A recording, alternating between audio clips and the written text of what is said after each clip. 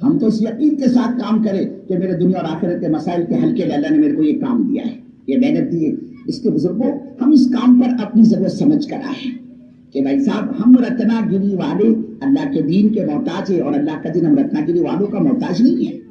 میرے کو اور تم کو ضرورت ہے، مجھ کو اور آپ کو ضرورت ہے اللہ کے دین کی۔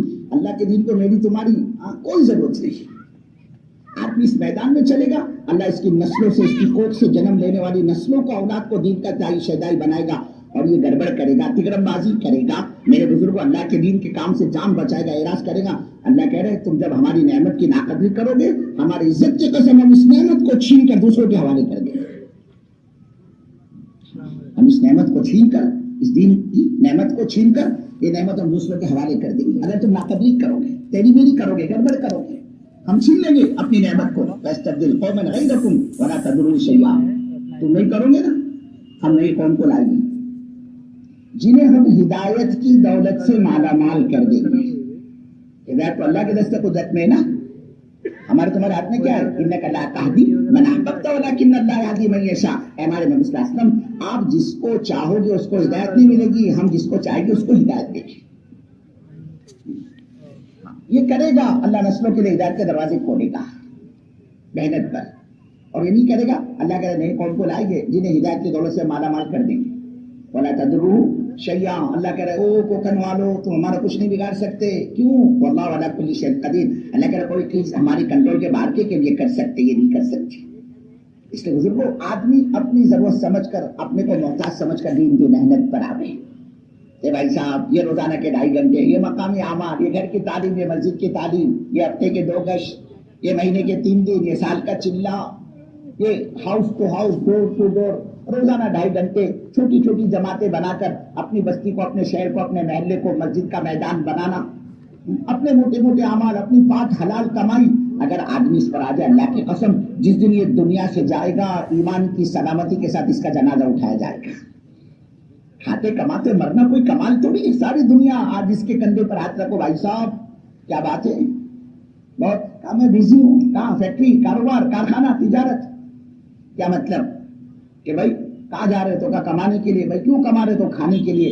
تو کیا میرے بزرگوں رتنا گیری والوں، میرے تمہارے دنیا میں آنے کا مقصد کیا صرف پیٹ بھرنا ہے کیا؟ وہ تو جانور بھی پیٹ بھر لیتا ہے، میں نے اور آپ نے پیٹ بھرا تو کون سا کمال کیا؟ کمال تو یہ کہ آدمی حضرت محمد صلی اللہ علیہ وسلم کے دین کا کام کرتے کرتے دنیا سے جائے، اور پھر اس کے بڑے نفع بتلائے۔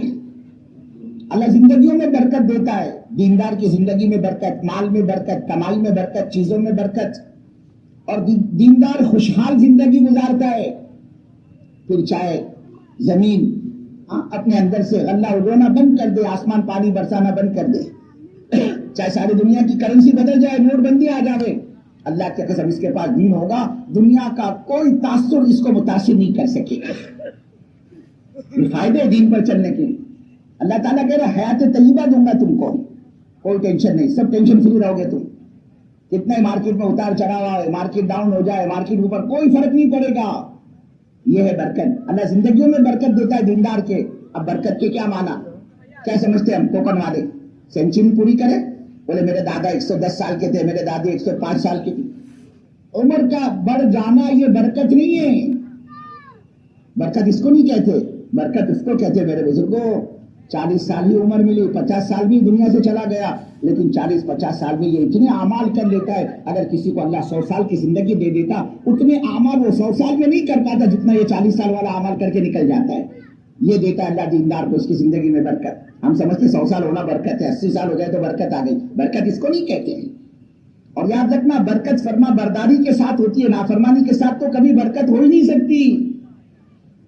اس دھوکے میں نہ رہو کہ صاحب اپن تو نماز بھی نہیں پڑھتے، کبھی مسجد میں نہیں آتے، جمعہ تو جمعہ، فرائیڈے ٹو فرائیڈے، یا پھر عید یا پھر رمضان۔ تو دیکھو بولے اپنی پہلے بازار پیٹ کے اندر ایک دکان تھی، بولے ابھی وہی بازار پیٹ میں اپنی 4 دکان ہو گئی، ایک فلیٹ ادھم نگر میں، ایک فلیٹ کوکن نگر میں۔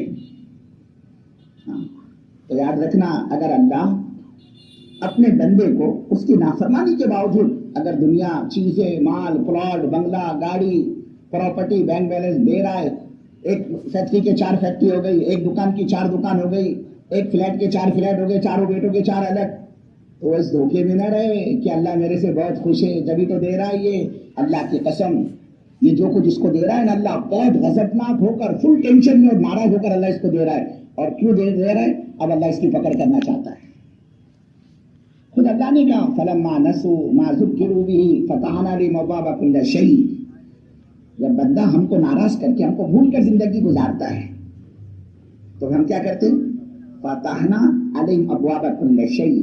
اس کی جو چوائس ہوتی ہے نا اس کو پورا کرنا شروع کر دیتے ہیں کہ اللہ کب تک کرائے کے مکان میں رہوں, میرے کو فلیٹ مل جائے. اللہ اس کو فلیٹ دیتا ہے. اے اللہ 4 بیٹے ایک ہی دکانیں, چاروں کی 4 ہو جائے تو اللہ اس کو 4 دکان دے دیتا ہے کہ اللہ اے اللہ ایک ہی دکان ہے 4 دکان, ایک ہی فلیٹ ہے 4. اللہ کہہ رہے فتحنا علیہم ابواب کل شیء. اس کی جو چوائس ہوتی ہے نا اللہ کہتا ہے بندے منہ کھول میں تیرے کو دیتا ہوں, مانگ کیا مانگتا ہے. چیزیں اس پر ملتی چلی جاتی ہیں. اب جب آدمی کے پاس دین نہیں ہوتا اور مال آ رہا, پراپرٹی آ رہی, بنگلہ آ رہی, تو دوسرے کو پانی کم چائے سمجھتے ہیں. بولے دیکھو اپن تو تبلیغ میں نہیں جاتے, چلا نہیں لگاتے, میں 4 مہینے نہیں جاتا, 3 دن نہیں جاتا, میں مسجد میں بھی نہیں آتا, نماز بھی نہیں پڑھتا. دیکھو بولے پہلے ایک دکان تھی اب 4 دکانیں میرے پاس. اگر اللہ میرے سے ناراض ہوتا تو تم کو 4 دکان دیتا, میرے کو کائے کو دیتا. یاد رکھنا یہ 4 دکان تیرے کو اللہ پکڑنے کے لیے دے رہا ہے.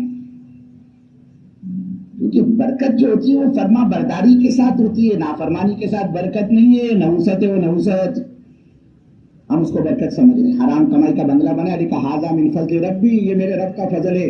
ارے اس کو کس نے بتایا یہ رب کا فضل ہے, یہ رب کا غضب ہے جو تیرے کو پکڑنے والا ہے. اس کو پتہ ہی نہیں بیچارے کو, کہتا ھذا من فضل ربی, میرے رب کا فضل ہے. یہ فضل تھوڑی ہے, یہ تو غضب ہے, قہر ہے, یہ پکڑنے والا ہے اللہ اس کو. اور صحابہ جب دیکھتے تھے نا کہ آدمی غفلت کے ساتھ زندگی گزار رہا ہے, نافرمانی کے ساتھ, اور بہت مال آ رہا ہے اس کے پاس, تو آپس میں بولتے گیا بولے یہ کام سے ابھی یہ پکڑ آنے والی, بولے اس کے اوپر سمجھ جاتے تھے. تو برکت دینداری کے ساتھ ہوتی ہے, نافرمانی کے ساتھ برکت کا سوال ہی پیدا نہیں ہوتا. ورنہ آپ کہوں گے اللہ نے فرعون کے مال میں بہت برکت دی تھی, وہ برکت تھی کیا؟ قارون کے مال میں بہت برکت تھی, وہ برکت تھی کیا؟ ارے وہ تو ڈھیل تھی, اسی مال میں تو اس کو پکڑا, اسی مال میں تو اللہ نے اس کو دھسایا, تو آپ کیا کہو گے برکت تھی ہے؟ تو برکت تو فرما برداری کے ساتھ ہوتی ہے. اور میرے بزرگوں جب نافرمانی کے ساتھ کوئی چیز کسی کو ملتی ہے, اب یہ اللہ کی ڈھیل سمجھو کہ ڈھیل دے رہا ہے اللہ. جیسے مچھلی کا شکاری, تم کو تو پتا ہے وہ مچھلی گل میں آئی نا تو تم کو سمجھ میں آ جاتا ہے. پوچھو مرکر والا والے بتائیں گے, ناٹے والوں کو بھی پتا ہے, پاؤس والوں کو بھی پتا ہے, سمجھ رہے ہیں ان کے پاس, جے گڑھ والوں کو بھی معلوم ہے, پڑواؤ بھی جانتے. جب مچھلی آتی ہے نا گل کے اندر تو وہ وزن ہو جاتی ہے, بھاری ہو جاتی ہے, تو یہ کیا کرتا ہے ذرا ڈھیل چھوڑتا ہے. کیا کرتا ہے؟ ڈھیل چھوڑتا ہے. کائے کے لیے ڈھیل چھوڑ رہا؟ تاکہ اس کے کانٹا اچھی طرح حلق میں پھنس جائے. ایسے ہی اللہ جب بندہ نافرمانی کرتا ہے تو اس کو ڈھیل چھوڑتا ہے تاکہ اچھی طرح اٹک جائے یہ دنیا کے اندر, اور جب پھنس جاتا ہے نا پھر اللہ ایک دم سے اس کو نکالتا ہے. نہیں سمجھے؟ دوسری مثال سے مولانا عمر صاحب پالنپوری رحمۃ اللہ علیہ سمجھا کرتے تھے کہ جب آدمی نافرمانی میں بڑھ جاتا ہے نا تو پھر اس پر چیزیں کھل جاتی ہیں. جیسے گھر کے اندر ایک آدمی نے بنگلہ بنایا, کروڑوں روپے لگایا اس میں, کروڑوں کا فرنیچر, ایک فرنیچر فورن سے منگایا, یو ایس سے, یو کے سے, کینیڈا سے, اس میں ماربل ہے, گرینائٹ ہے, بالکل عالیشان, اور پتہ نہیں کہاں سے اس میں چوہے گھس گئے.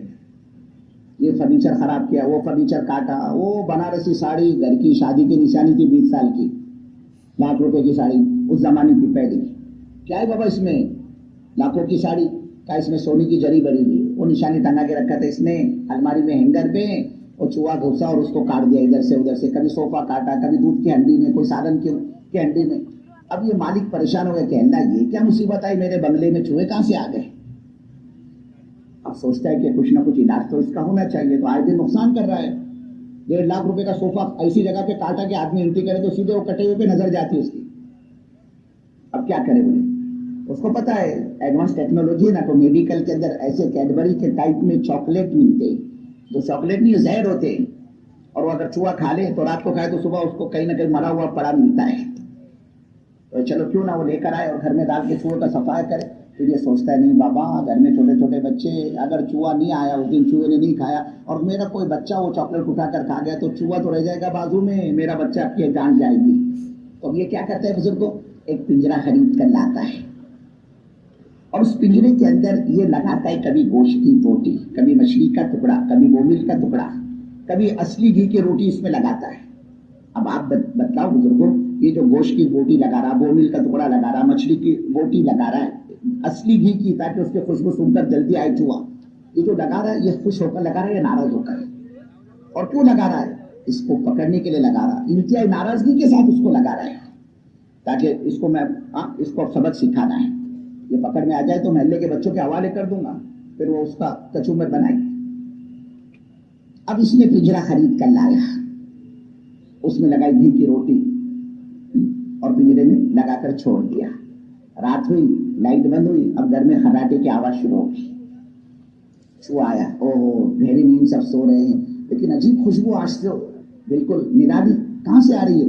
اب وہ خوشبو کی طرف بڑھتا ہے تو کیا دیکھتا ہے کہ ایئر کنڈیشن ہال بنا ہوا ہے, ایئر کنڈیشن روم, وہاں سے ہوا بھی آ رہی ہے, کھڑکی بھی کھلی ہوئی ہے, اور اندر انٹری کے لیے اچھا خاصا ایسا راستہ بنا ہوا ہے, اور اندر نرم نرم بوٹی, گھی کی روٹی لگی ہوئی. اب یہ دیکھتا ہے دائیں بائیں میرے کو کوئی دیکھ تو نہیں رہا ہے, آگے بڑھتا ہے, پھر دیکھتا ہے اطمینان سب خراٹے دے رہے.